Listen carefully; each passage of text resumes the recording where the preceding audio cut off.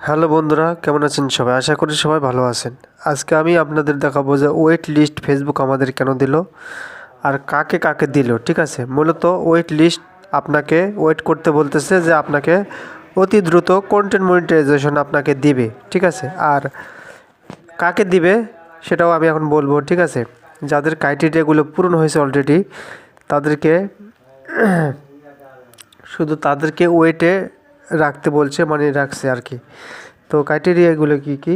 10,000 follower আর 60,000 watch time. Already আমার 10,000 follower হয়ে গেছে, দেখুন অলরেডি আমার 14,000 ফলোয়ার হয়ে গেছে।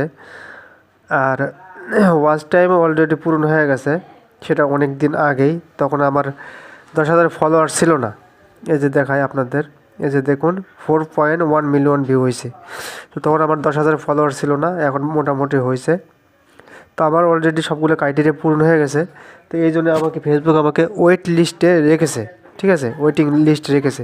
আমি ড্যাশবোর্ডে যাব, প্রফেশনাল ড্যাশবোর্ডে যাওয়ার পরে তো এখানে আমি মনিটাইজেশন অপশানে যাব। যার পরে দেখবেন যে এখানে আমার কোনো লক নাই, তার মানে ক্রাইটেরিয়াগুলো উঠে গেছে। আর শুধু এখানে নিচে দেখুন ইনভাইট লেখা আসছে। ঠিক আছে, তো আমাকে ওয়েট লিস্টে এখানে ট্যাপ করি। তো আজ দেখতে পাচ্ছেন আমাকে ওয়েটিংয়ে রাখছে, আমাকে অল্প দিনের মধ্যেই কন্টেন্ট মনিটাইজেশন দিবে। ঠিক আছে, আপনারা চিন্তা করবেন না, যাদের এরকম ওয়েটিং লিস্ট আসছে তারা খুবই দ্রুত সুখবর পেতে চলেছে, চিন্তার কোনো কারণ নেই।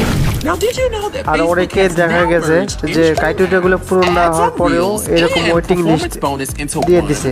তো ইনশাল্লাহ তাদেরকেও মনে হয় কন্টেন্ট মনিটাইজেশন দিবে।